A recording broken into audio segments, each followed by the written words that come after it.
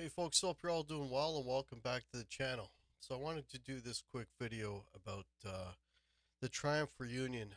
There's already videos on YouTube of their most recent show, and I wanted to take a little bit of time and kind of organize my thoughts about my impressions about the idea of them getting back together and what it's basically transpired, what it's become. So off the top, I got to say this.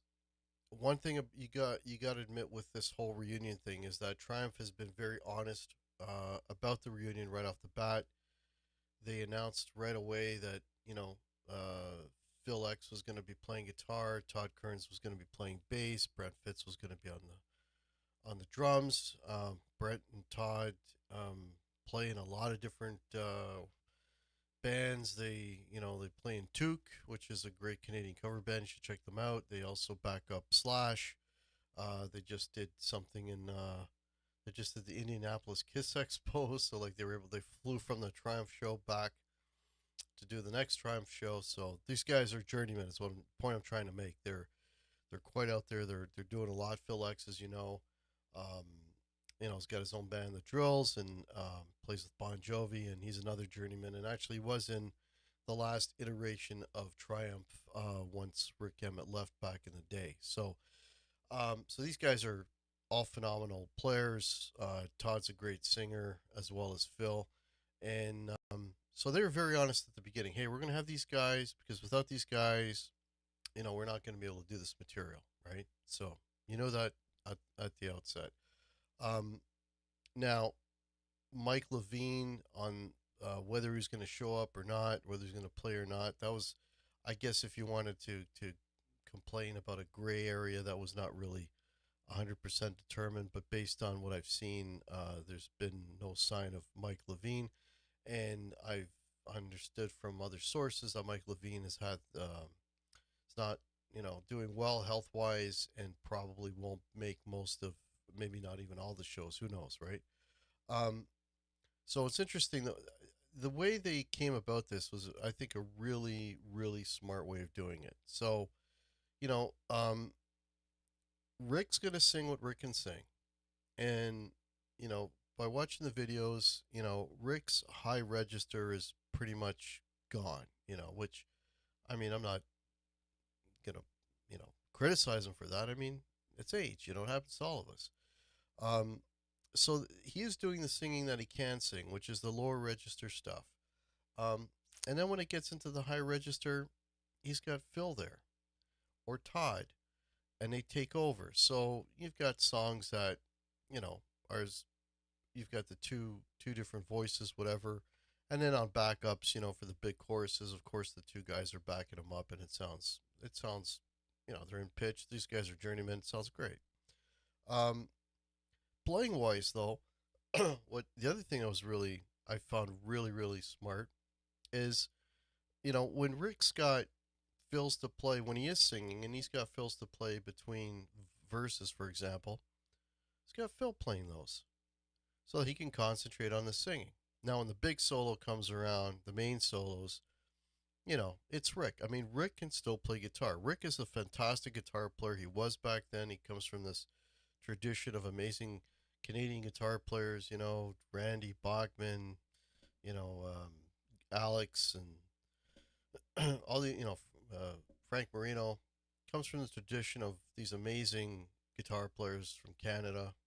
I'm Canadian, so I gotta toot my own horn. Not that I can play anywhere to that level, but anyway, um, he's a phenomenal guitar player. He can still play, and he plays the solos, and he plays them well. And there's no question about his guitar playing ability.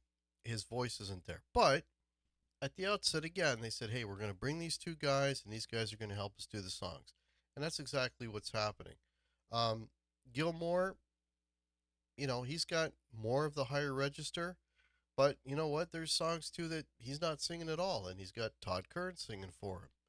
He's playing the drums, and he's playing the drums with Brent so that he can come out front at times and do some stuff. But it's so. I mean, you got to be honest about these sort of bands coming out.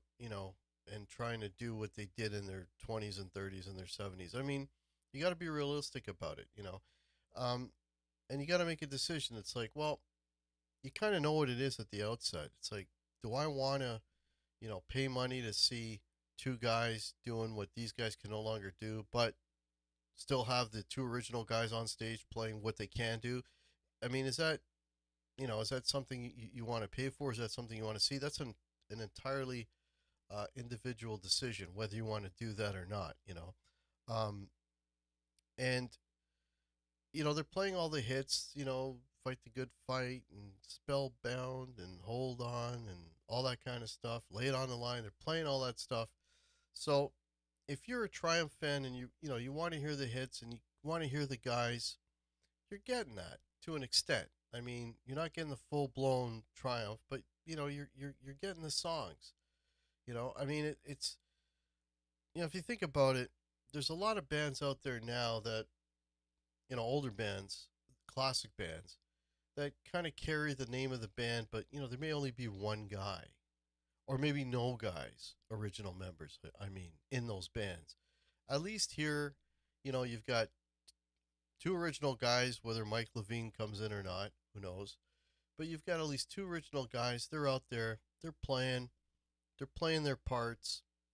And whether that's enough for you as an individual, as a concert goer, that's really up to you, as an individual to decide. But you know, the first concert is the one I saw.